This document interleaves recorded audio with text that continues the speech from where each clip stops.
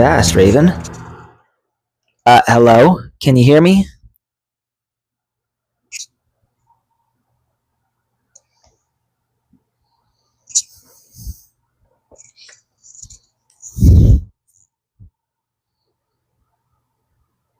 I don't even know if this is on. No, it's on. Testing. 1, 2. I have no idea if I am even working right now.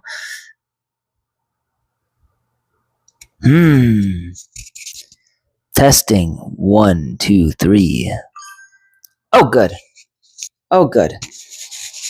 By the way, how you doing, Raven? Did not expect you to come on so quickly. Literally just got on here a little while ago. So you can see I'm out here. This is my living room. Out here because cat is right there.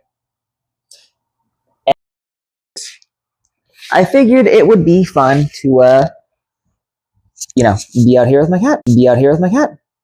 See if I think he's coming up. There he is. Oh my God, look at you. See, this is his spot right here. This is where he likes to go. Oh, congrats. Good of you just get off work. Where do you... I feel like it's stupid early, but maybe I'm just thinking because it's my time right now. Oh, I'm doing good. I'm about to read to y'all. Don't know how many of you have ever read The Lord of the Rings, but this is what we're doing today. I'm gonna... Yeah, lick yourself. 3 p.m. Okay, yeah, I was thinking. There we go. Do it like this. Oh, there we go. See that? Now you get the cat. That's what we really want right there. So, yeah, 3 p.m. And here it's 1:09 p.m. So, yeah, that sounds about right. 2-hour time difference.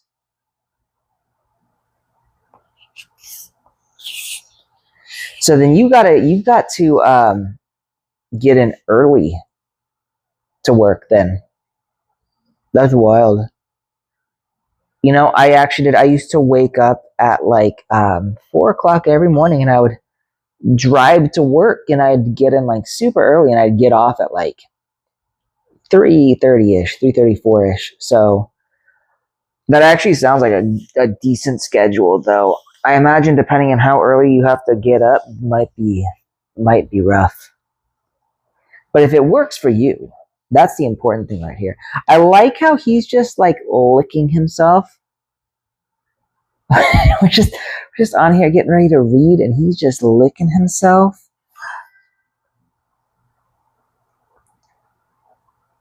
So 5 a.m. That sounds about right. That sounds about right. But hello. I actually cannot read. I'm so far away that I can't read any of the names except Raven. I see evil something or other, and Titus 92. Hello. 5 a.m. 5 a.m. is actually when I wake up too. I wake up at 5 a.m. every morning, and I take this one for a walk, before it gets too hot. And then I start working. I actually did really good today. So today I was writing for Incubus, which is like my sexy... Do you ever think about Marge's yellow titties? They're blue. They're blue. That's 100. They're blue. I even need to think about that.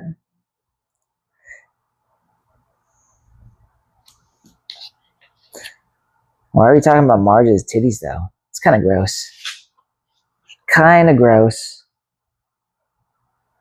We don't need to talk about that.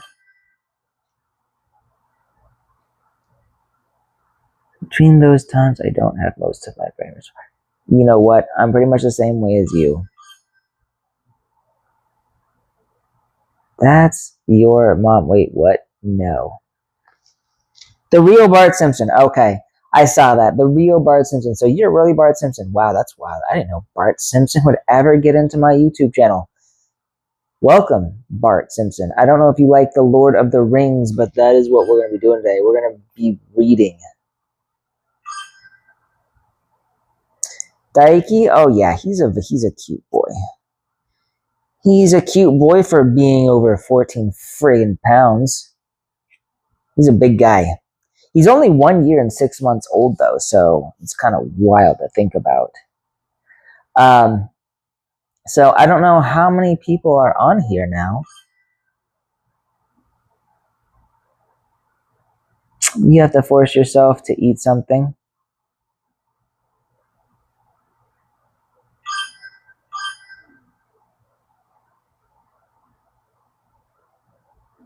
I eat a lot. I don't even need a force. If I could, I'd eat forever. I love food. I love food. I'm almost like a hobbit when it comes to food. I just absolutely love it. Yeah, he's a big guy. He's a rescue. I think so. I think he's part Bengal and part Tabby. His name's Daiki. So it's if you were to spell it in English, it would be Daiki. But it actually uses the Japanese characters for great and radiance. So Dai, great, big, and Ki, radiance. No, you cannot have them. If you ever tried to kidnap my cat, let me tell you, I have a very particular set of skills. I'm just gonna leave that right there.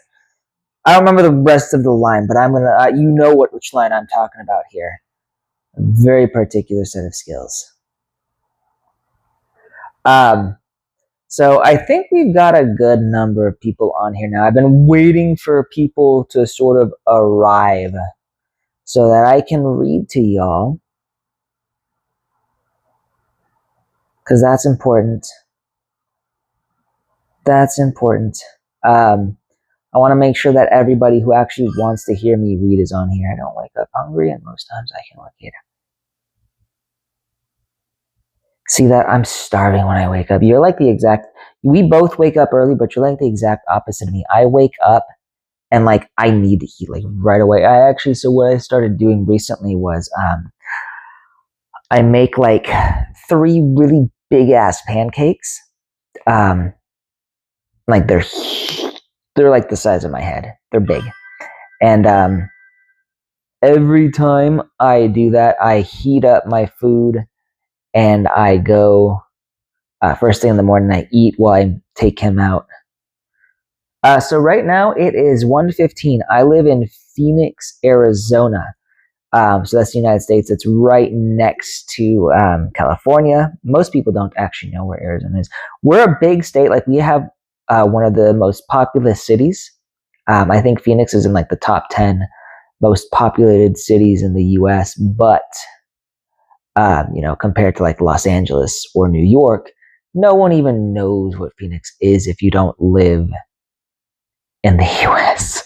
or have had someone who has been there at one point. We do have a Grand Canyon though. Like I don't know if you ever heard of the Grand Canyon. That's the big ass hole in the ground.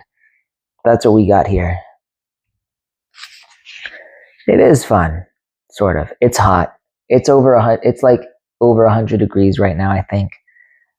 Very hot, and it's spring. We're getting some brutal weather. But anyways, since it's Wednesday, what I do here every Wednesday, I read The Lord of the Rings to you. So we are currently on Chapter 8, Fog of the Barrow Downs. I probably won't be responding as much to chats, but I'll do my best. I promise to do my best to respond to any chat that someone has. But in order to not break the flow, because I know some people might actually enjoy listening to me read, which I hope people enjoy listening to me read. Would blow my mind if, in a good way, if they did. But because I don't want to break the flow, I may or may not be as responsive. And sometimes when I really get in the flow of writing, or the flow of reading, I can get lost in the words. So I may or may not be mentally capable of responding. And if you say something and I don't respond, I do apologize in advance. It is winter.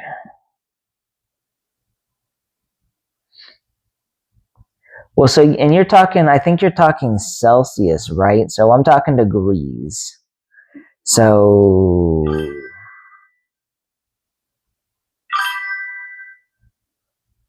your cat looks like my cat.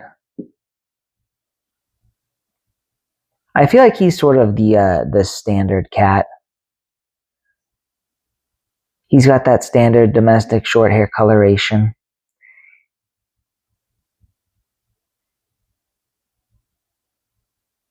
No, your cat's cute if he looks anything like mine, though. You're very lucky.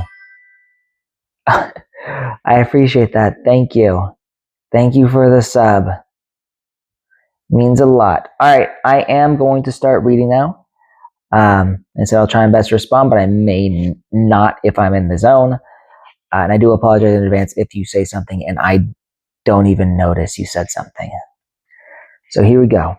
Chapter 8. Fog on the Barrow Downs. That night, they heard no noises. But either in his dreams or out of them, he could not tell which, Frodo heard a sweet singing running in his mind. A song that seemed to come like a pale light behind a gray rain curtain, and growing stronger to turn the veil all to glass and silver, until at last it was rolled back, and a far green country opened before him under a swift sunrise.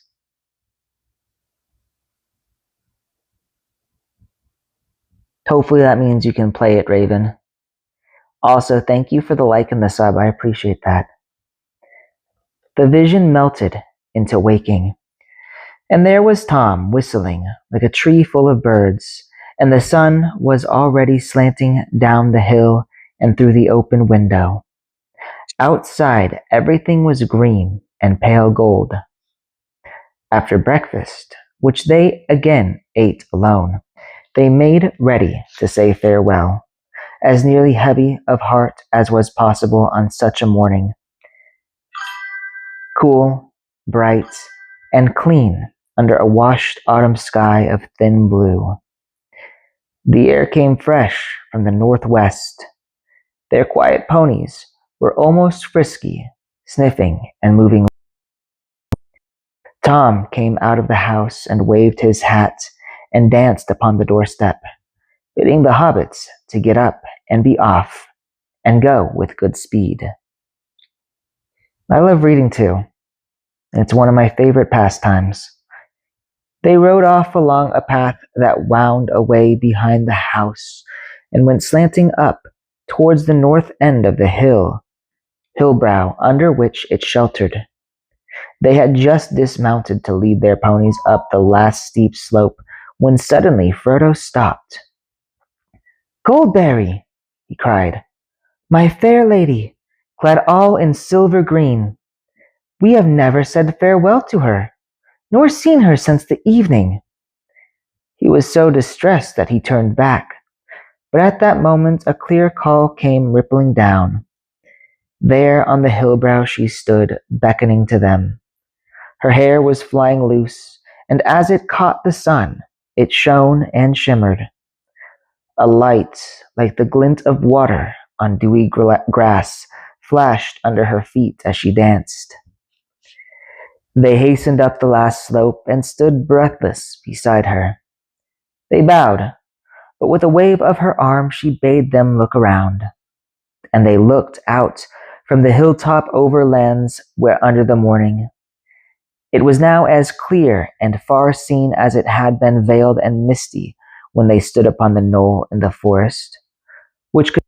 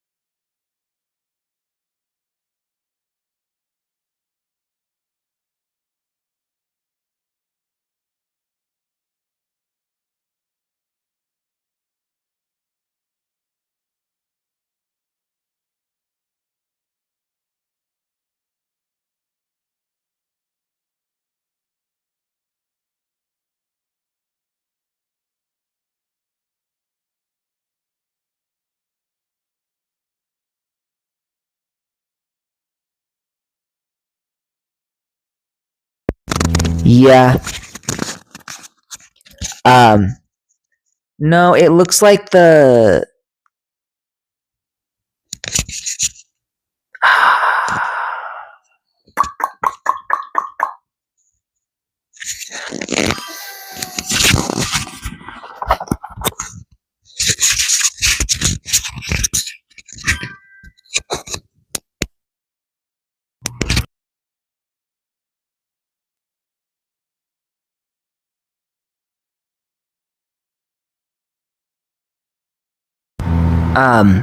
it looks like this is running out of batteries. So I will be right.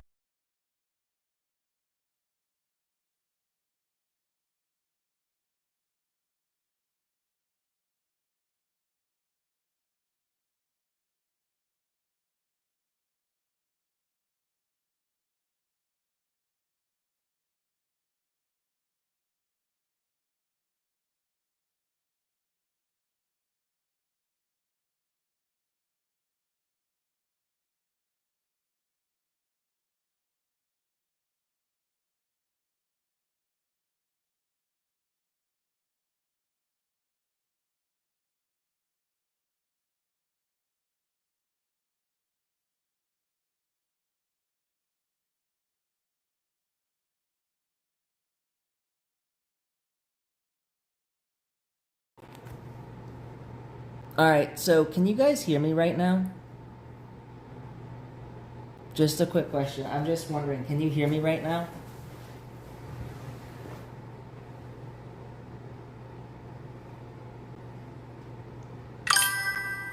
Yes, okay. So, this microphone that I've been using, it's out of batteries. Stupidly, I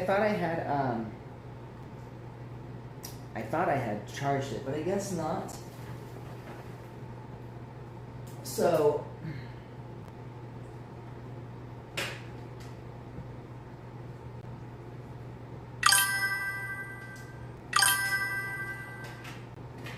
alright, so that's charging, yeah. I was dumb. I thought I had charged it, but apparently I didn't.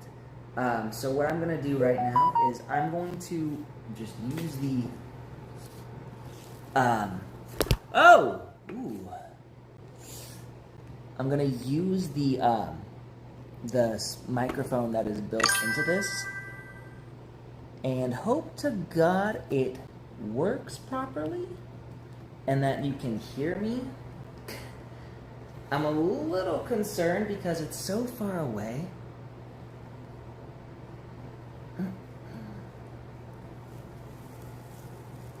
If we do like that. There we go. And then...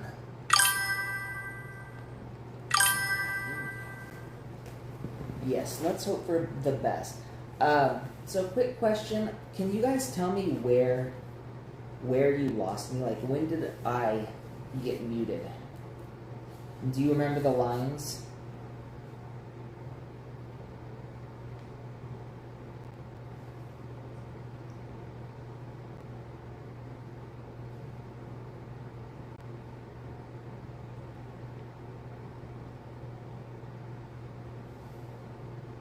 Maybe not.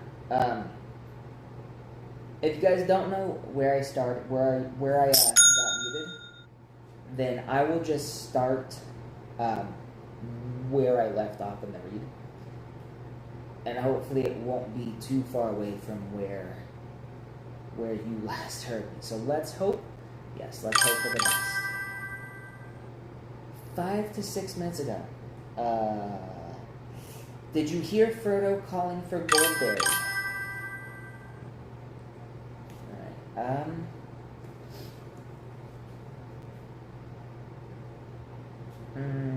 in that case, where was I? We'll start at the important part. That's fine. I guess we'll just start from the beginning then. Might as well.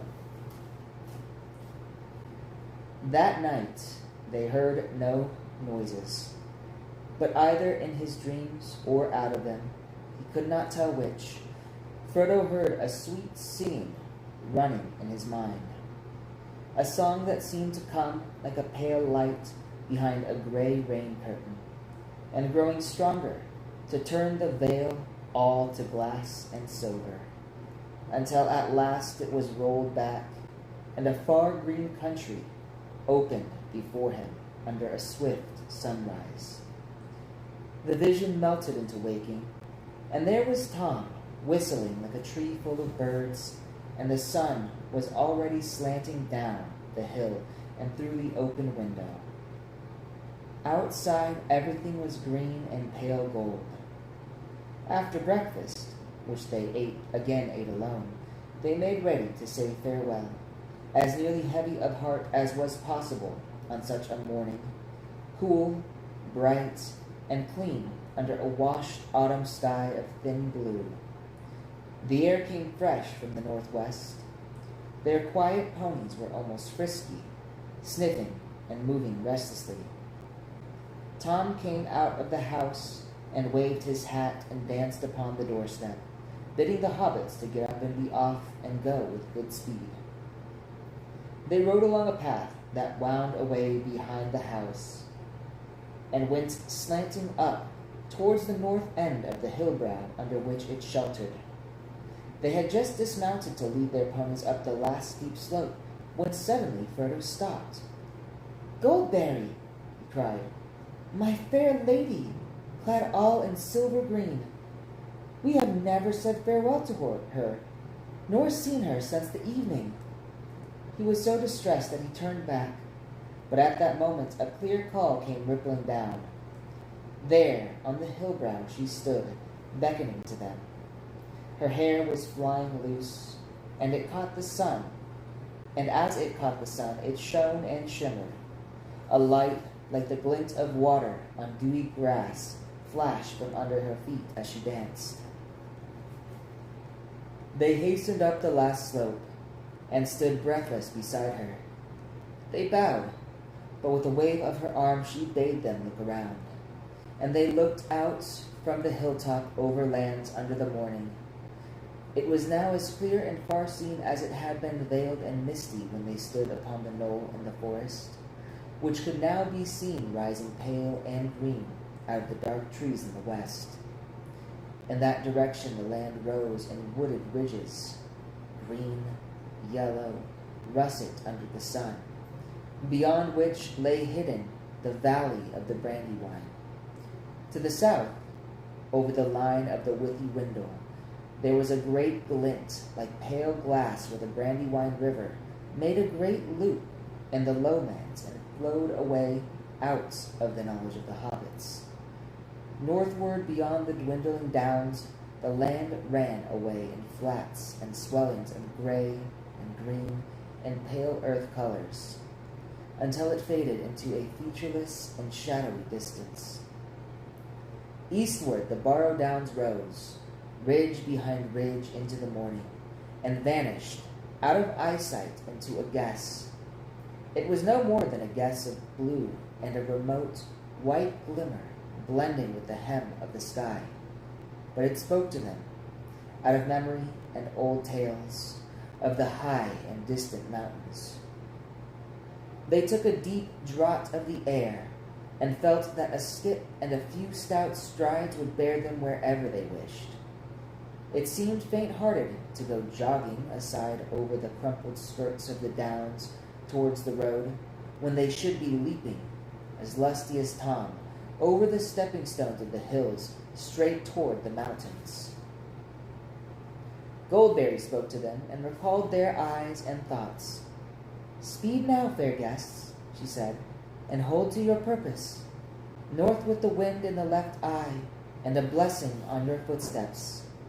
Make haste while the sun shines." And to Frodo she said, "Farewell, elf friend. It was a merry meeting." But Frodo found no words to answer her. He bowed low and mounted his pony, and followed by his friends jogged slowly down the gentle slope behind the hill. Tom Bombadil's house and the valley and the forest were lost to view. The air grew warmer, between the green walls of hillside and hillside, and the scent of turf rose strong and sweet as they breathed. Turning back, when they reached the bottom of the green hollow, they saw Goldberry, now small and slender like a sunlit flower against the sky. She was standing still watching them, and her hands were stretched out toward them. As they looked, she gave a clear call, and lifting up her hand, she turned and vanished behind the hill.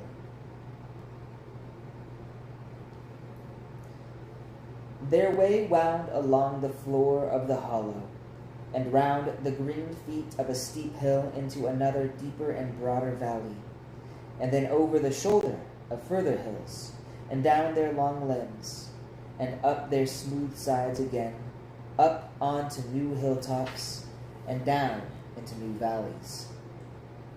There was no tree nor any visible water. It was a country of grass and short springy turf, silent except for the whisper of the air over the edges of the land, and high lonely cries of strange birds. As they journeyed, the sun mounted and grew hot. Each time they climbed a ridge, the breeze seemed to have grown less. When they caught a glimpse of the country westward, the distant forest seemed to be smoking, as if the fallen rain was streaming up again from leaf and roots and mold. A shadow now lay on the edge of sight, a dark haze above which the upper sky was like a blue cap, hot and heavy. About midday they came to a hill whose top was wide and flattened, like a shallow saucer with a green mounded rim. Inside there was no air stirring, and the sky seemed near their heads. They rode across and looked northwards, and their hearts rose, for it seemed plain that they had come further already than they had expected. Certainly the distances had now all become hazy and deceptive, but there could be no doubt that the downs were coming to an end. A long valley lay below them, winding away northwards, until it came to an opening between two steep shoulders. Beyond, there seemed to be no more hills. Due north, they faintly glimpsed a long, dark line. "That is a line of trees," said Mary, "and that must mark the road. All along it, for many leagues east of the bridge, there are trees growing. Some say they were planted in the old days." "Splendid," said Frodo. "If we make as good going this afternoon as we have done this morning, we shall have left the downs before the sun sets, and be jogging on in search of a camping space." But even as he spoke, he turned his glance eastward, and he saw that on that side the hills were higher and looked down upon them, and all those hills were crowned with green mounds, and on some were standing stones, pointing upwards like jagged teeth out of green gums. That view was somehow disquieting, so they turned from the sight and went down into the hollow circle. In the midst of it there stood a single stone, standing tall under the sun above, and at this hour casting no shadow. It was shapeless and yet significant, like a landmark or a guarding finger, or more like a warning.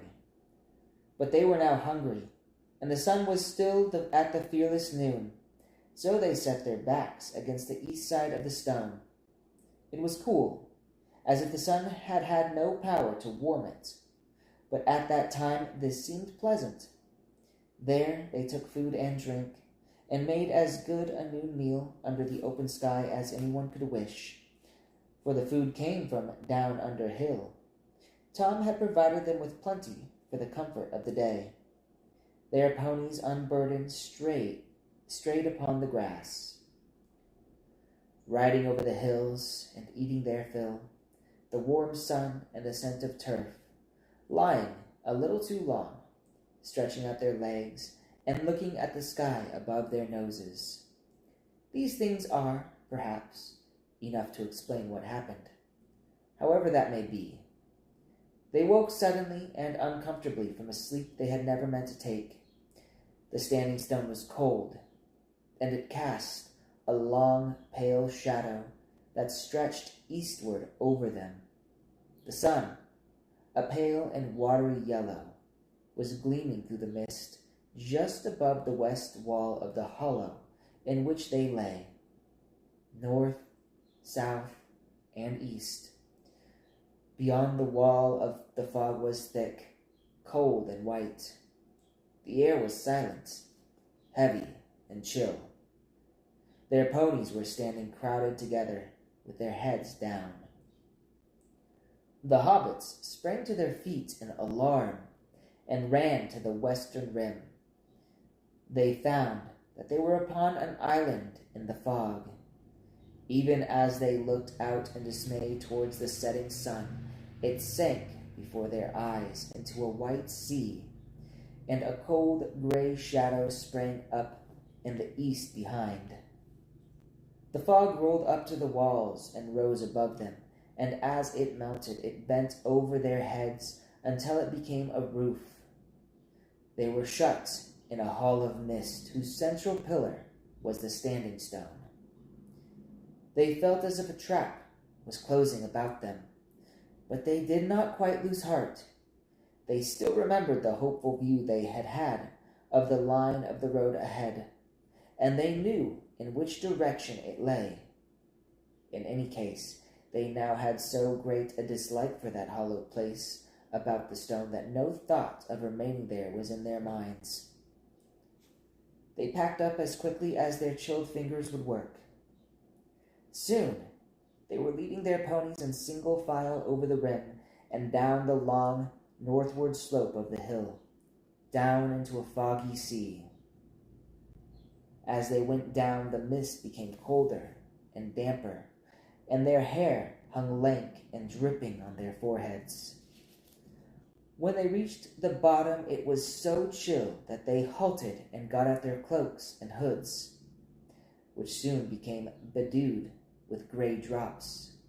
Then, mounting their ponies, they went slowly on again, feeling their way by the rise and fall of the ground. They were steering, as well as they could guess, for the gate-like opening at the far northward end of the long valley which they had seen in the morning. Once they were through the gap, they had only to keep on in anything like a straight line, and they were bound in the end to strike the road. Their thoughts did not go beyond that, except for a vague hope that perhaps away beyond the downs there might be no fog. Their going was very slow. To prevent their getting separated and wandering in different directions, they went in file, with Frodo leading. Sam was behind him, and after him came Pippin, and then Merry. The valley seemed to stretch on endlessly. Suddenly Frodo saw a hopeful sign. On either side ahead, a darkness began to loom through the mist, and he guessed that they were at last approaching the gap in the hills, the north gate of the Barrow Downs. If they could pass that, they would be free. "Come on, follow me," he called back over his shoulder, and he hurried forward. But his hope soon changed to bewilderment and alarm. The dark gray patches grew darker, but they shrank, and suddenly he saw, towering ominous before him and leaning slightly towards one another like the pillars of a headless door, two huge standing stones. He could not remember having seen any sign of these in the valley when he looked out from the hill in the morning. He had passed between them almost before he was aware, and even as he did so, darkness seemed to fall around him. His pony reared and snorted, and he fell off. When he looked back, he found that he was alone. The others had not followed him. "Sam," he called. "Pippin, Merry, come along. Why don't you keep up?" There was no answer. Fear took him, and he ran back past the stones, shouting wildly, "Sam! Sam! Mary! Pippin!" The pony bolted into the mist and vanished. From some way off, or so it seemed, he thought he heard a cry. "Hoy! Frodo! Hoy!" It was away eastward, on his left, as he stood under the great stones, staring and straining into the gloom. He plunged off in the direction of the call and found himself going steeply uphill. As he struggled on, he called again, and kept on calling more and more frantically, but he heard no answer for some time. And then it seemed faint and far ahead and high above him. "Frodo! Oi!" came the thin voices out of the mist, and then a cry that sounded like "Help! Help!" often repeated, ending with a last help that trailed off into a long wail suddenly cut short. He stumbled forward with all the speed he could towards the cries, but the light was now gone, and clinging night had closed about him, so it was impossible to be sure of any direction.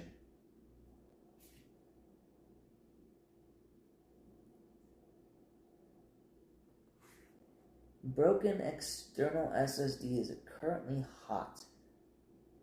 I'm assuming it broke while you were gaming?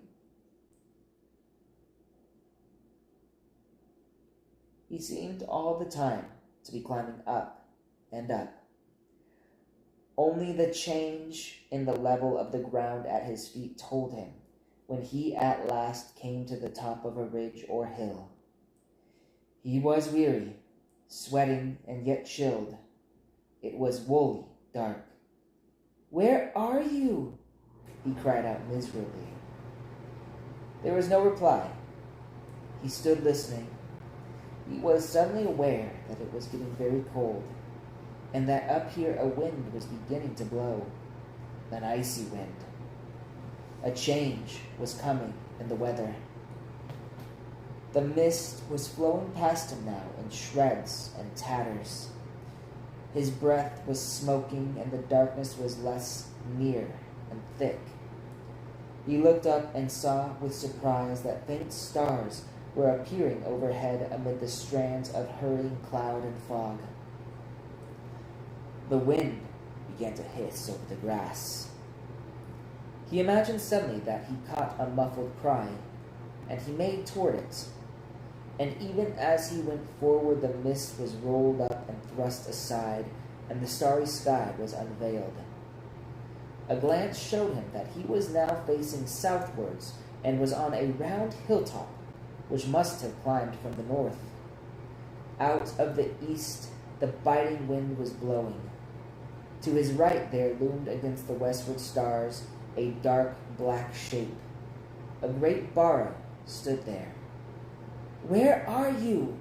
he cried again, both angry and afraid.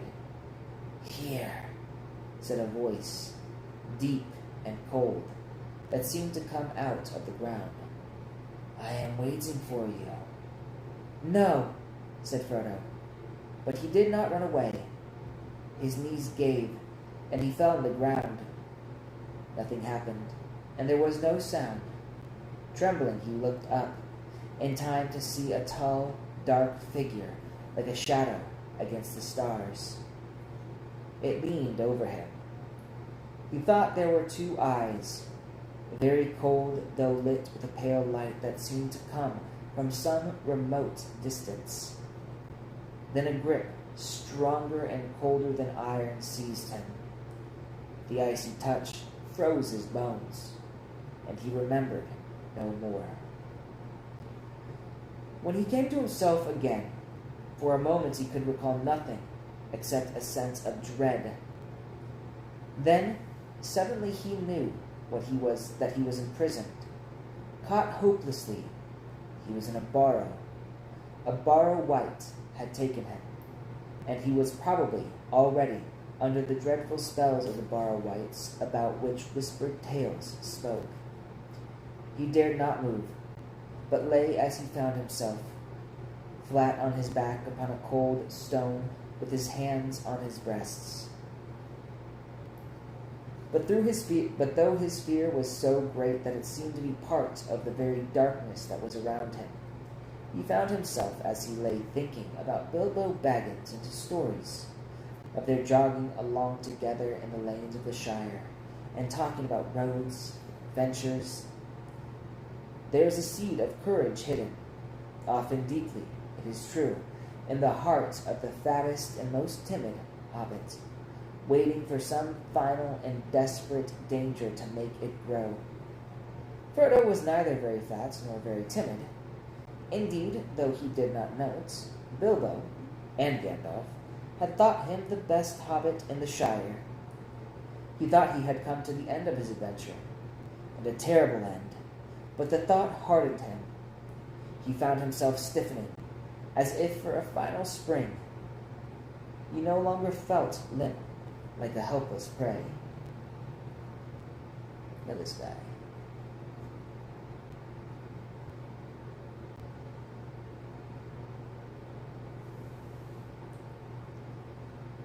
As he lay there, thinking and getting a hold of himself, he noticed all at once that the darkness was slowly giving way. A pale greenish light was growing around him. It did not at first show him what kind of place he was in, for the light seemed to be coming out of himself, and from the floor beside him, and had not yet reached the roof or wall. He turned, and there in the cold glow he saw lying beside him Sam, Pippin, and Merry. They were on their backs, and their faces looked deathly pale, and they were clad in white. About them lay many treasures, of gold maybe, though in that light they looked cold and unlovely. On their heads were circles, gold chains were about their waists, and on their fingers were many rings. Swords lay by their sides, and shields were at their feet. But across their three necks lay one long, naked sword. Yep, Dikey is here. He's asleep. He's probably going to wake up if I move. Yep, there he goes. He's awake. Ooh, no. Let me pop that. He's very close. He's right here. He's right here with us. There we go. Yeah, we're in my living room right now.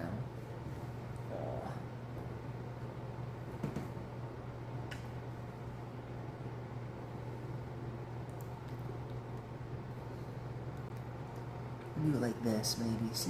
See if that helps with the reading. There we go.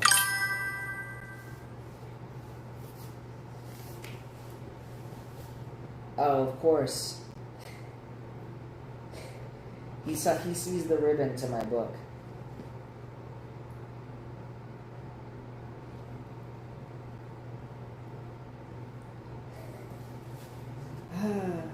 Well. Oh yeah, just go ahead, keep licking yourself, don't mind me. Alright, where was I now? Hang on. Suddenly a song began. A cold murmur, rising and falling. The voice seemed far away and immeasurably dreary. Sometimes high in the air and thin, sometimes like a low moan from the ground. Out of the formless stream of sad but horrible sounds, strings of words would now and again shape themselves. Grim, hard, cold words, heartless and miserable. The night was railing against the morning of which it was bereaved, and the cold was cursing the warmth for which it hungered. Frodo was chilled to the marrow.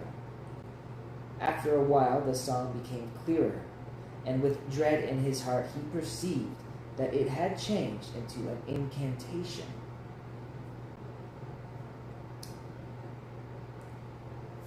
Oh, what? No wonder you didn't have the ASMR mic. Yeah, no, The mic are out of batteries, unfortunately. So currently I'm just I'm just doing this myself. Not gonna be here long, right? That's fine. It's reading day, so it's not like I'm, playing Liza P, which I know you like to watch. Why is it so wide? Hey, Cal. Oh, man. Well, have a good night, Yuri. Cold be hand and heart and bone, and cold be sleep under stone. Never more to wake on stony bed, never till the sun fails and the moon is dead. In the black wind the stars shall die, and still on gold here let them lie, till the dark Lord lifts his hand over dead sea and withered land. Thank you, Yuri. You have a good day as well. Sleep well. He heard behind his head a creaking and scraping sound. Raising himself on one arm he looked, and saw now in the pale light that they were in a kind of passage, which behind them turned a corner. Round the corner a long arm was groping, walking on its fingers towards Sam, who was lying nearest, and towards the hilt of the sword that lay upon him.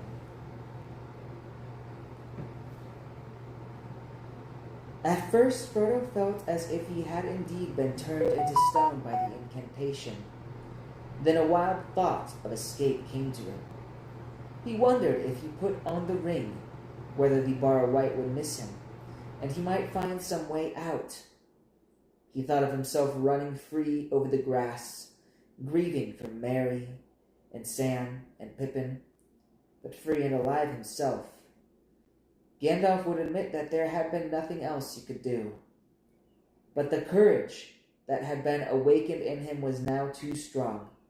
He could not leave his friends so easily. He wavered, groping in his pockets, and then fought with himself again. And as he did so, the arm crept nearer. Suddenly resolve hardened in him, and he seized a short sword that lay beside him. And kneeling, he stooped low over the bodies of his companions. With what strength he had, he hewed at the crawling arm near the wrist, and the hand broke off. But at the same moment the sword splintered up to the hilt. There was a shriek, and the light vanished. In the dark there was a snarling noise. Frodo fell forward over Merry, and Merry's face felt cold. All at once back into his mind, from which it had disappeared with the first coming of fog, came the memory of the house down under the hill, and of Tom singing. He remembered the rhyme that Tom had taught him. In a small, desperate voice, he began, "Ho, Tom Bombadil."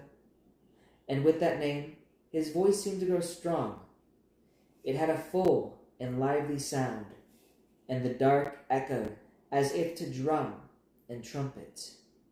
Ho, Tom Bombadil, Tom Bombadillo, by water, wood, and hill, by the reed and willow, by fire, sun, and moon, hearken now and hear us. Come, Tom Bombadil, for our need is near us. There was a sudden deep silence, in which Frodo could hear his heart beating. After a long moment, he heard, plain but far away, as if it was coming down through the ground or through thick walls, an answering voice singing. Oops. Oh, there goes the cat. So he's been sleeping for a while, so that's probably why he's heading off. Maybe he'll come back, but I don't know. Old Tom Bombadil is a merry fellow. Bright blue is his jacket is, and his boots are yellow. None has ever caught him yet, for Tom he is the master. His songs are stronger songs, and his feet are faster. There was a loud rumbling sound, as of stones rolling and falling, and suddenly light streamed in, real light, the plain light of day. A low, door-like opening appeared at the end of the chamber, beyond Frodo's feet, and there was Tom's head, hat, feather, and all, framed against the light of the sun, rising red behind him. The light fell upon the floor and upon the faces of the 3 hobbits lying beside Frodo. They did not stir, but the sickly hue had left them. They looked now as if they were only very deeply asleep. Tom stooped, removed his hat, and came into the darkened chamber, singing, "Get out, you old wight, vanish in the sunlight, shrivel like the cold mist, like the winds go wailing, out into barren lands far beyond the mountains. Come never here again, leave your barrow empty." You coming up? Good jump. Good jump.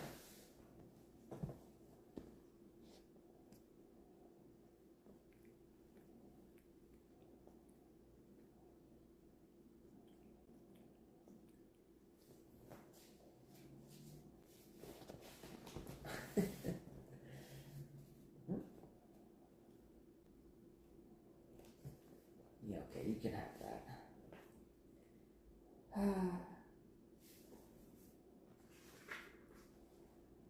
Lost and forgotten be, darker than the darkness, where gates stand forever shut, till the world is mended. At these words there was a cry, and part of the inner end of the chamber fell in with a crash. Then there was a long trailing shriek, fading away into an unguessable distance, and after that silence. "Come, friend Frodo," said Tom. "Let us go out onto the clean grass. You must help me bear them." Together they carried out Merry, Pippin, and Sam. As Frodo left the barrow for the last time, he thought he saw a severed hand wriggling still, like a wounded spider, in a heap of fallen earth.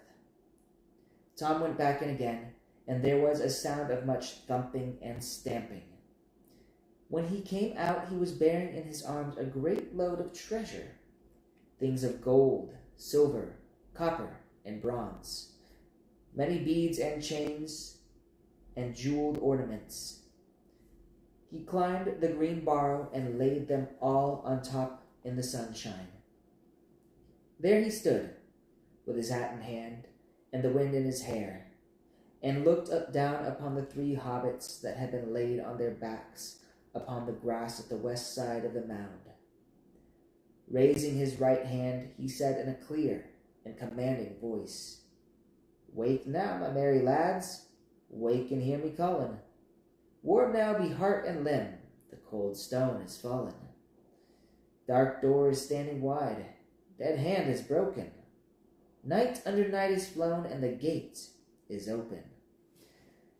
To Frodo's great joy, the hobbits stirred, stretching their arms, rubbed their eyes, and then suddenly sprang up.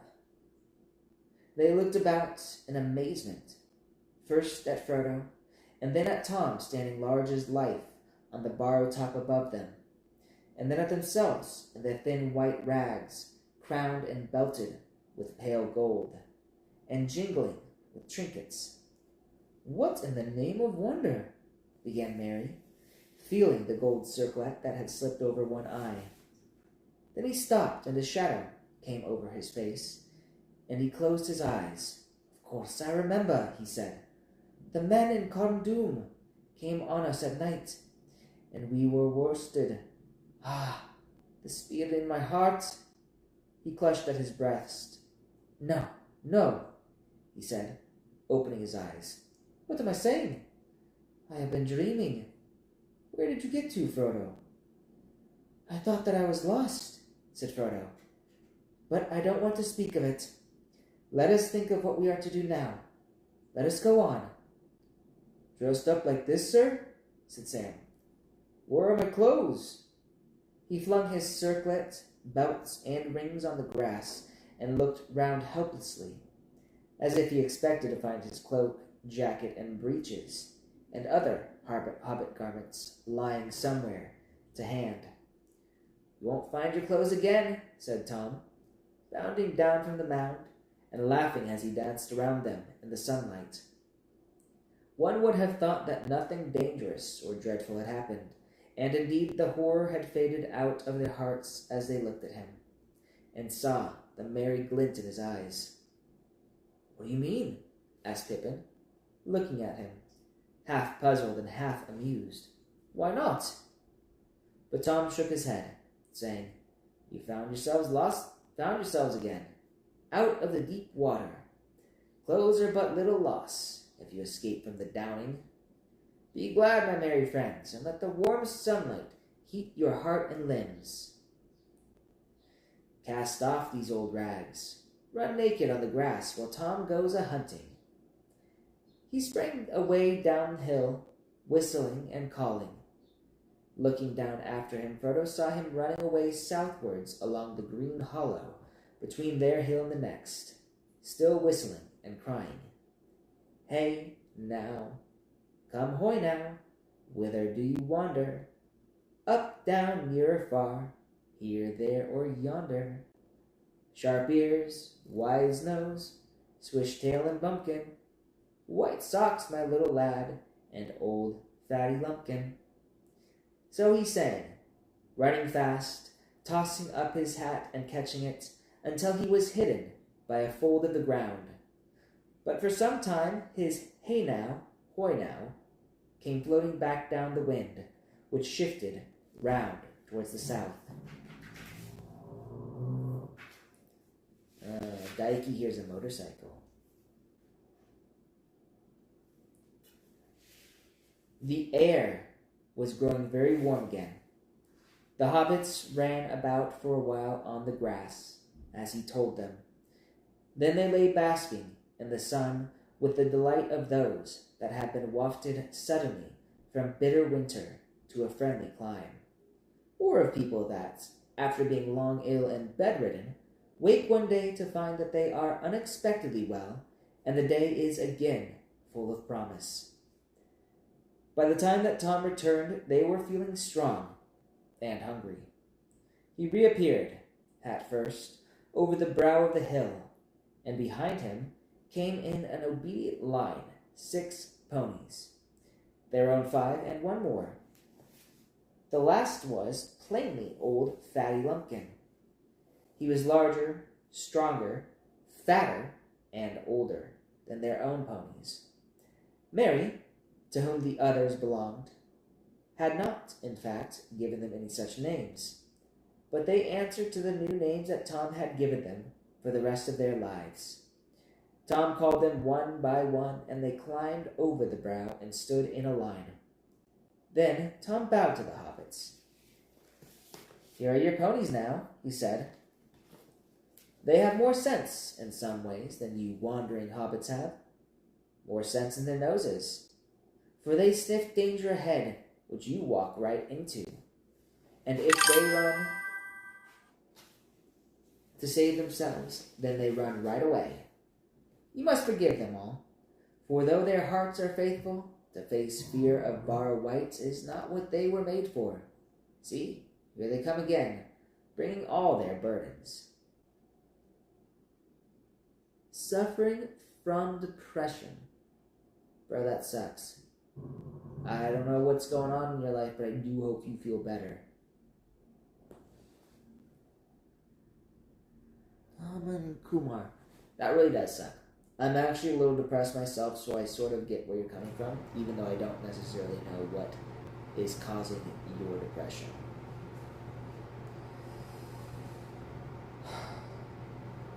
Merry, Sam, and Pippin now clothed themselves in spare garments from their packs, and they soon felt too hot, for they were obliged to put on some of the thicker and warmer things that they had brought against the oncoming winter. I prefer Lord of the Rings to Game of Thrones. Um, Never was a huge fan of Game of Thrones. I'm not big on rape or incest in my fiction, so Lord of the Rings or Game of Thrones is one of those series, be it the books or the TV show, that I was never interested in. Also, pedophilia. I don't know if you guys know this, but yes, there's I think several scenes where a 14-year-old is raped, and I'm not fond of that. I won't tell anybody else what they should or shouldn't watch. I'm sure it's good, but there are bottom lines for me. There are things I am not a fan of, and those are my bottom lines. The fact that Game of Thrones has all three just means it's not something I am interested in reading or watching. I'll never tell anybody else what to read or watch, though, and I'm not going to say that Game of Thrones should not be a thing that exists. I think it's fine for it to exist and for other people to enjoy it. It's just personally not something that I enjoy.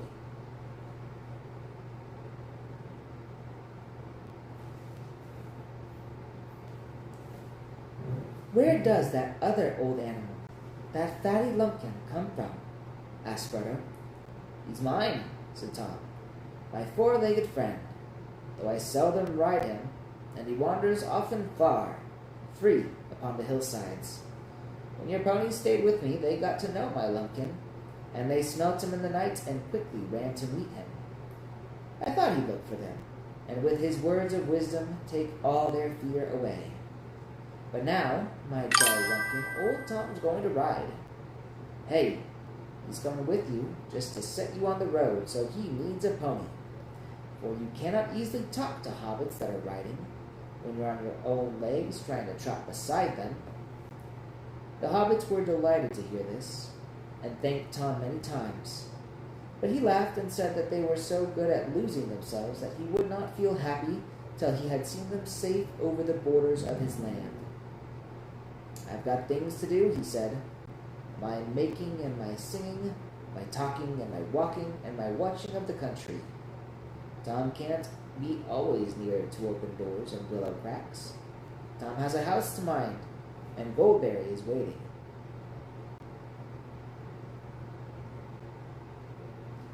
I do think I remember that reference. No, I've only read the first volume. And I saw a little bit of the TV show. But once it became clear that trying to continue it would not be something I'd enjoy, I dropped them both. It was still fairly early by the sun, something between 9 and 10, and the hobbits turned their minds to food. Their last meal had been lunch beside the standing stone the day before. They breakfasted now off of the remainder of Tom's provisions, meant for their supper, with the additions that Tom had brought with him. It was not a large meal, considering hobbits and the circumstances, but they felt much better for it. While they were eating, Tom went up to the mound and looked through the treasures. Most of these he made into a pile that glistered and sparkled on the grass. He bade them lie there, free to all finders, birds, beasts, elves, or men, and all kind of creatures. For so the spell of the mound should be broken and scattered, and no wight ever come back to it. He chose for himself from the pile a brooch set with blue stones, many shaded like flax flowers or the wings of the blue butterflies. He looked long at it, as if stirred by some memory, shaking his head and saying at last, I love anime. I'm more of an anime fan than I am anything else. So I mostly read manga and Japanese light novels. Don't let me on me right now. I'm reading this one because it's sort of my childhood.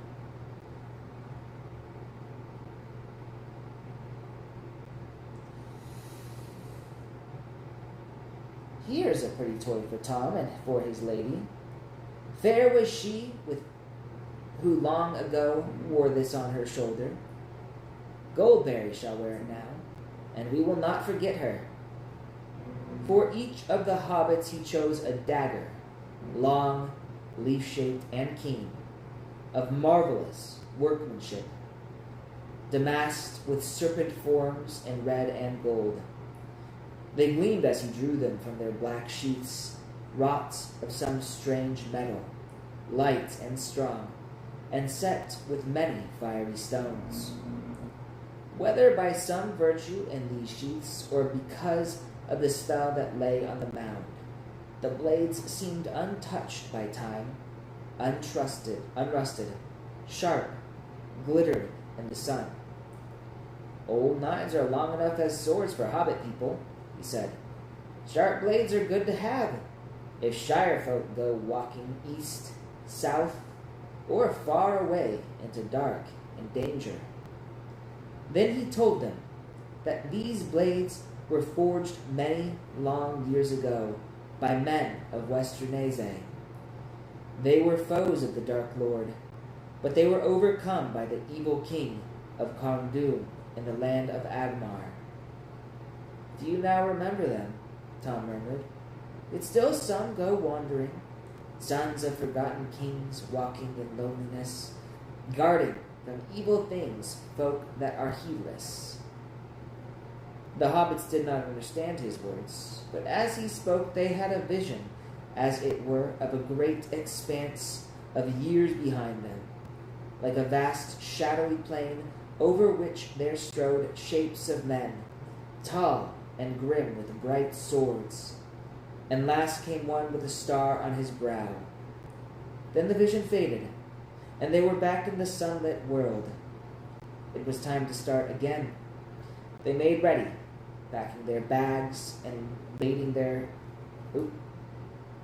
ponies. Their new weapons they hung on their leather belts under their jackets, feeling them very awkward and wondering if they would be of any use. Fighting had not before occurred to any of them as one of the adventures in which their flight would land them. At last they set off. They led their ponies down the hill, and then, mounting, they trotted quickly along the valley. They looked back and saw the top of the old mound on the hill, and from it the sunlight on the gold went up like a yellow flame. Then they turned a shoulder of the downs, and it was hidden from view. Though Frodo looked about him on every side, he saw no sign of the great stones standing like a gate.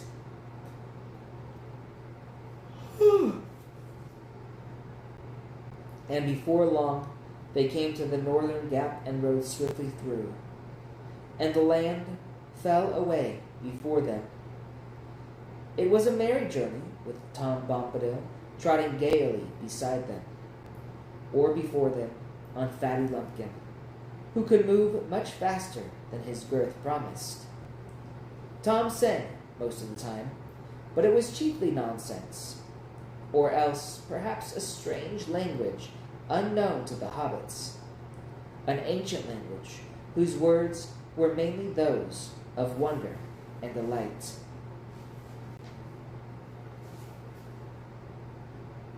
They went forward steadily, but they soon saw that the road was farther away than they had imagined. Even without a fog, their sleep at midday would have prevented them from reaching it until after nightfall on the day before. The dark line they had seen was not a line of trees, but a line of bushes growing on the edge of a deep dike, with a steep wall on the farther side. Tom said that it had once been the boundary of a kingdom, but a very long time ago.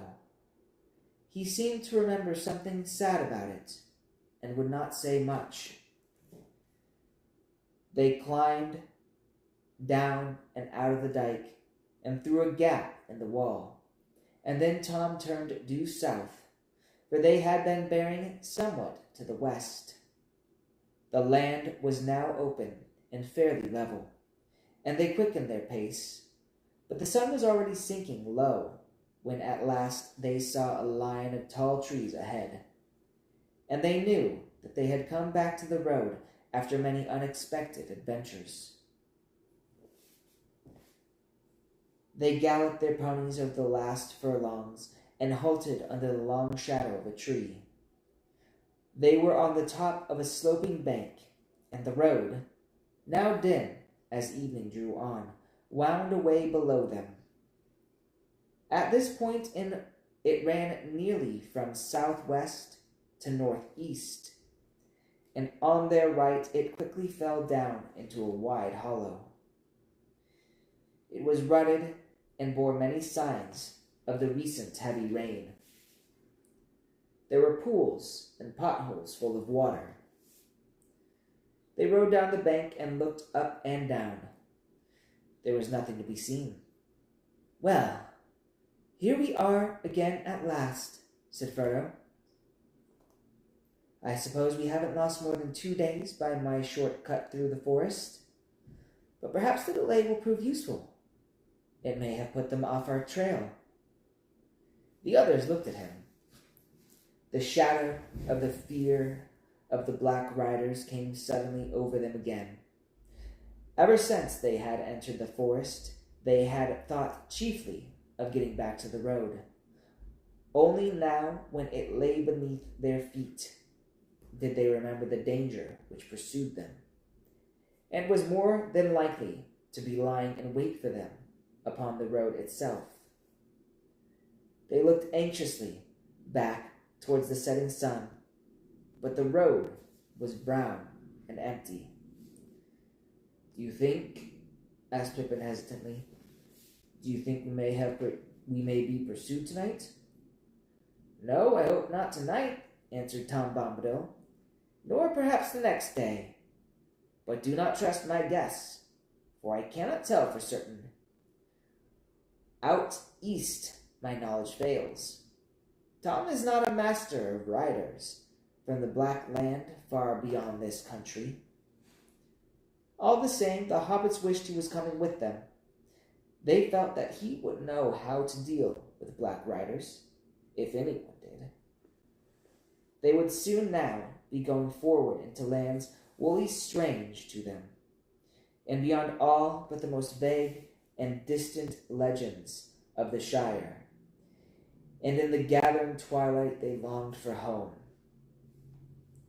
A deep loneliness and sense of loss was on them. They stood silent, reluctant to make the final parting, and slowly became more aware that Tom was wishing them farewell, and telling them to have good heart and to ride on till dark without halting. "Tom will give you good advice till the day is over. After that, your own luck must go with you and guide you. 4 miles along the road, you'll come to a village, Bree under Bree Hill, with doors looking westward. There, you'll find an old inn that is called the Prancing Pony. Barlowman Butterbeer is the worthy keeper. There you can stay the night, and afterwards the morning will speed you upon your way. Be bold, but wary. Keep up your merry hearts, and ride to meet your fortune." They begged him to come at least as far as the inn, and drink once more with them, but he laughed and refused, saying, "Tom's country ends here. He will not pass the border. Tom has his house to mind, and Goldberry is waiting, away singing."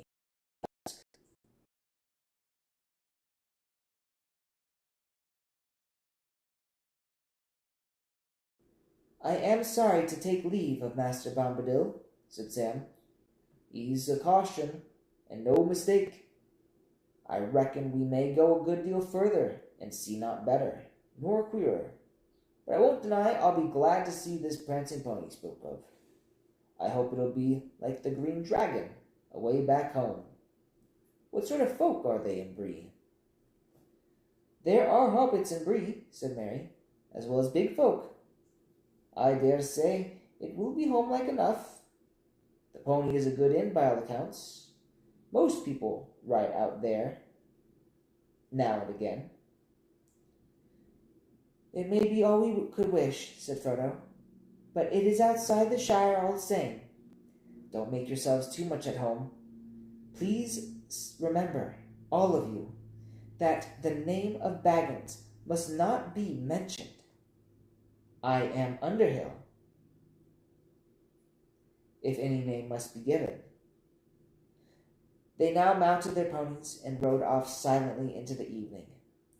Darkness came down quickly as they plodded slowly downhill, and again and up again, until at last they saw lights twinkling some distance away.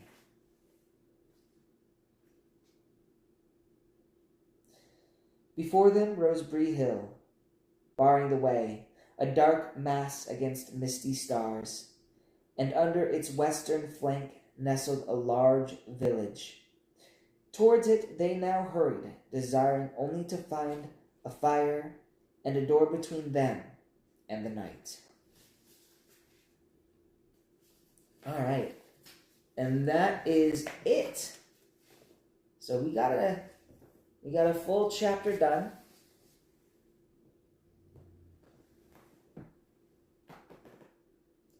It took about a little over an hour. Some of that's because of my own issues.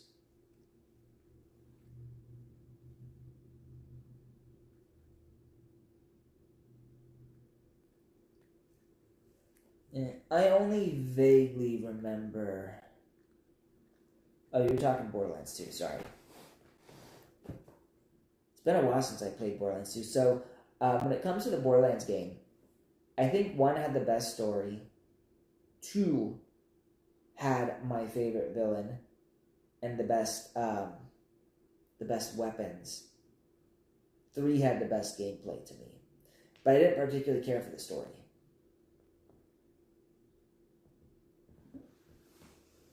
Yeah, of course he's waking up. Give me a second, kiddo. I'm gonna grab a drink real quick. Be right back. Oh, look at you getting up like that. Okay, you're getting up too. I see this. So hang on a second, guys. I'm just grabbing a drink. You coming, Daiki? There you go. Come on up here. Oh. Come on up here. There you go. I like how he's right in front of the camera. I don't know if he's actually doing that on purpose. I don't think he is. But he might be. Thank you. You want to smell that? That's an energy drink.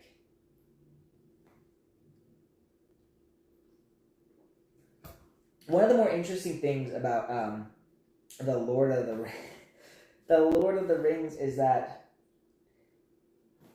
so much was cut from the novel. You know, when you if they were to take, like, if Peter Jackson had been to take the full novel and adapt everything, the Fellowship of the Ring, like the first of the trilogy, would have probably been like 8 hours long. I want to say it would have been very, very long. Thank you. Come here. You're literally right in front of me. The readers can only see my hair, and there's not much of that. Come here. This way. Yeah, good boy. Good boy. Get your butt down there.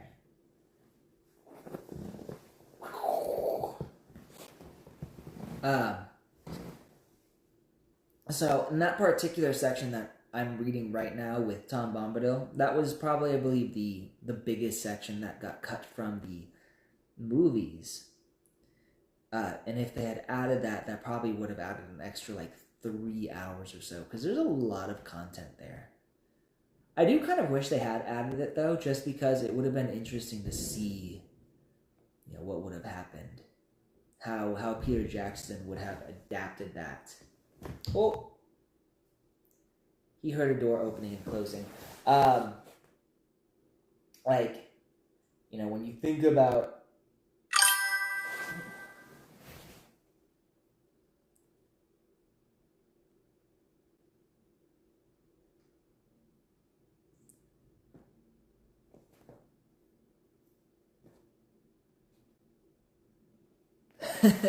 yeah, that's kind of true.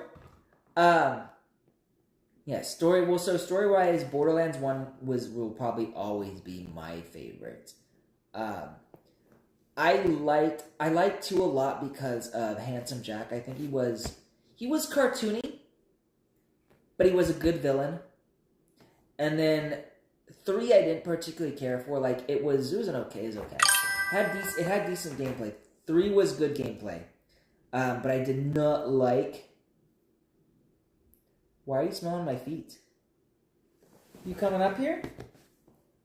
But I did not like the story at all, and I don't even know if I'm gonna touch 4. I heard 4 came out a little while ago, but I feel like no desire to play it because I heard it's like 1,000 times worse, and they've cut like all of the jokes, like the humor's gone, which the crass, extremely inappropriate humor was I think what really sold me on Borderlands as a franchise.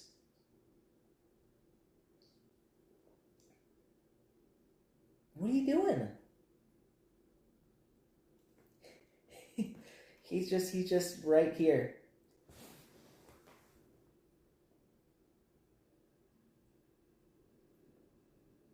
Yeah. He's literally just like staring.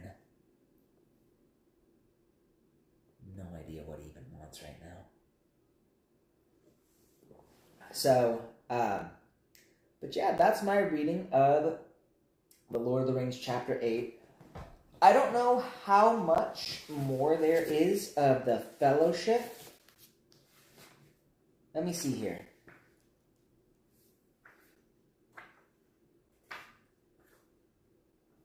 So I think it looks like yeah.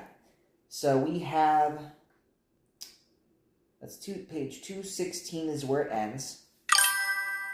And we are on page 150. So there's about 60 more pages. No, there's about 100. Sorry.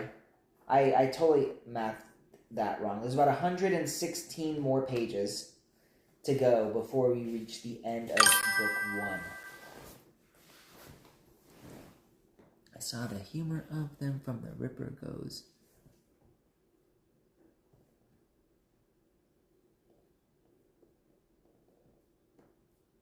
Your profile says 56 feet, but you only have 2. What?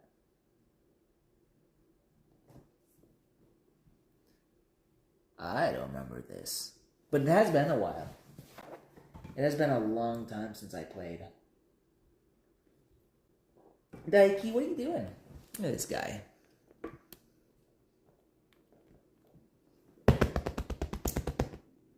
You gonna come up?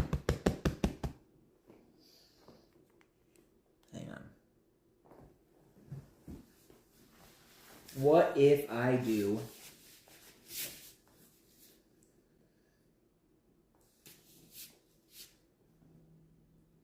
Whoop.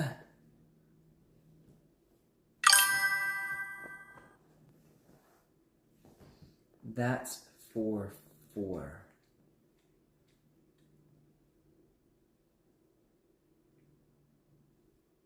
Okay, so that's from Borderlands 4? Oh, that's what you're saying here.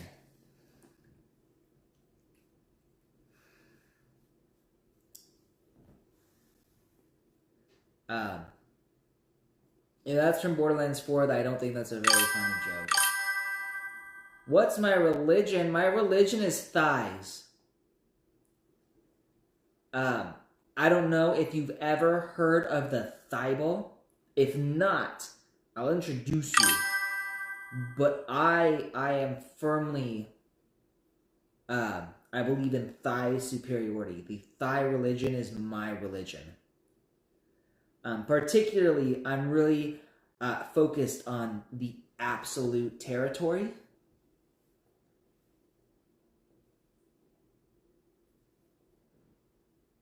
Blaze 96969. That's a good name. That's a good name. I like that number. We like prime numbers here. So no, that doesn't sound very funny to me, Raven. Maybe it might be funnier if I played it, but as it is right now, do you believe effort can create feelings? I would have to know the context of what you are talking about, because I don't know what you mean by that. So I'd have to have context there. I believe, like, if you're talking about, like, can effort create feelings between two people, then I believe it can, but it requires effort on both parties.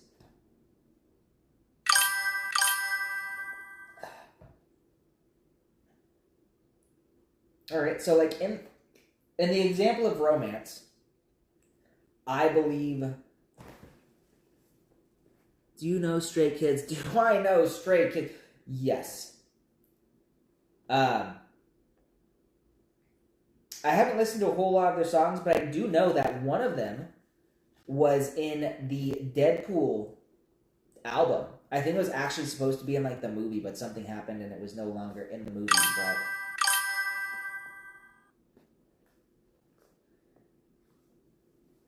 and who is it? Felix? I think Felix is the one who's a big fan of Deadpool. I remember one of the music videos. I think it was him, who he dressed up as kind of like Deadpool, and that was really cool to me. That's actually the reason I became like fans of theirs, because I knew they were big on that. And I think I remember Ryan Reynolds actually showed up. I don't remember if it was in a music video or like a Why are you eating that? I don't know if it was in a music video or Clash of Clans. I've heard of it, but I never played it.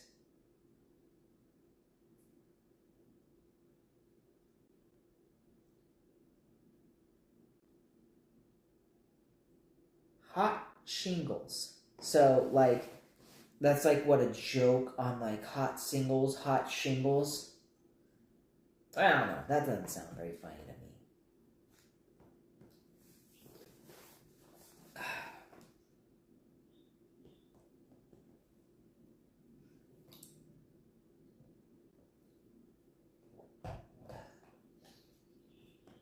You're a silly kid. You're a silly kid. Is that a video game? Clash of Clans? Since the cat's not here, we're gonna move that up a little bit just so you can see me.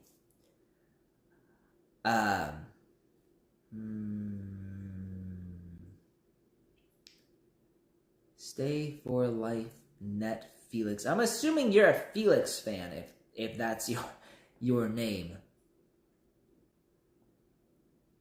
I also remember listening to the Stray Kids Happy Birthday, Merry Christmas song. Wild song. I have no idea what that says. Suffering from depression. That's like the second time you said. Are you actually suffering from depression?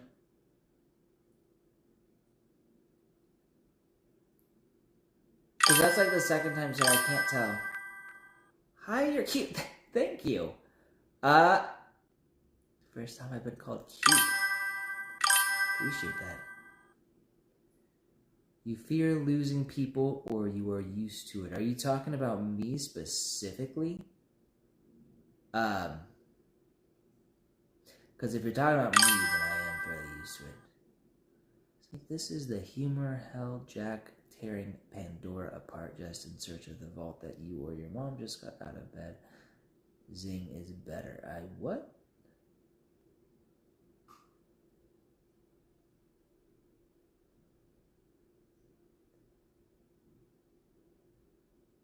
That sentence confuses me, but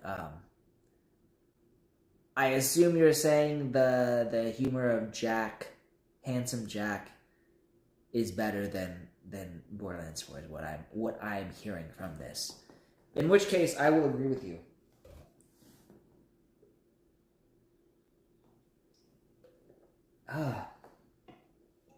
I will 100% agree with you.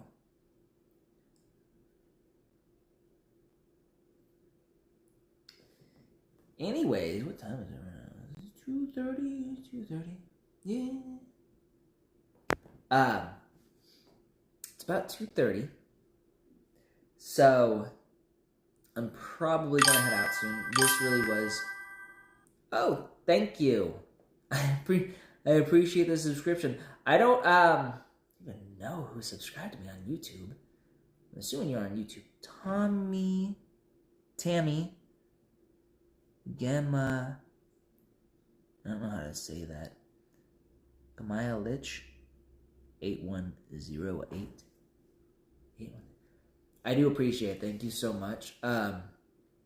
It's weird. I don't get a whole lot of YouTube subscriptions, so I'm getting more people on YouTube this time than usual. I think most people follow me on Twitch. So I do appreciate the follows. Claptrap joke after he has his eyes ripped out when he screams about bullymongs. Right before we follow this up with, I actually do. I think I remember that. So you use that joke yourself? Oh, thank you. Jonathan, I appreciate it. Thank you very much. You coming up, kiddo? No, he's not coming up. I thought he might be coming up. Maybe if you're single. Sure. Single. Was dating a while ago, but she was really big on love bombing me. Sent me tons of compliments, messaged me every day, and then vanished for like 3 days, and then told me that she was getting back with her ex-boyfriend. So I'm like, okay. Wild. Not something I would ever do to someone else, but happens every so often. Alright, that's probably it for me. I'm currently sitting at 22% battery capacity. Used to make a point between the two games humor. That's good. My favorite anime is My Dress Up Darling. My Dress Up Darling is the best anime. Thank you. You see my cat? My Dress Up Darling is the best anime.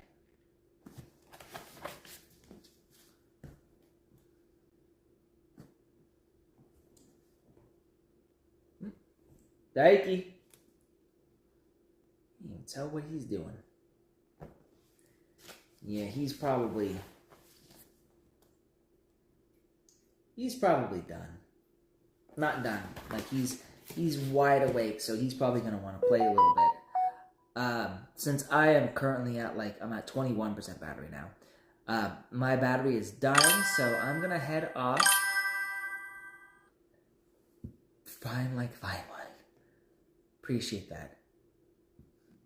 I like both fantasy and anime. And fantasy anime. I like everything. Western Oklahoma. I am from Arizona. Yes, it is. I don't know if anybody actually recognizes this shirt. This is... I bought this in Japan. It is an official My Dress Up Darling shirt. Look at how cute you are.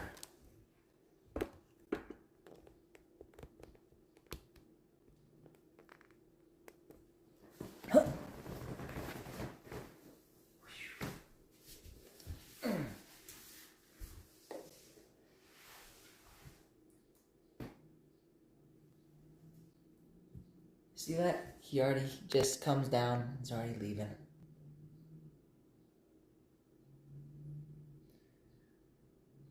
Alright, you guys. Thank you, everyone who joined me for my reading of The Lord of the Rings. I only don't do these on Wednesday, so if you want to pop in for a reading, be sure to come on Wednesdays. If you want to pop in for gaming, that's Monday, Tuesday, Thursday, and Fridays. And sometimes Saturday as well. So, to everybody who wants to join me, I usually start my streaming at around, like 12 to 1 o'clock most days. I'm trying to think if do I have anything else of value to add? I think that's about it. So, thank you guys again for joining me for my reading of The Lord of the Rings. And I will see you guys for another reading on next Wednesday. Hopefully next Wednesday, if I don't have anything going on. Alright. It's nice talking to you all. Short stream, but I hope you all enjoyed it. Thank you guys, and I will see you later. Hey, what are you doing over there? Licking himself. Alright. Peace out, y'all.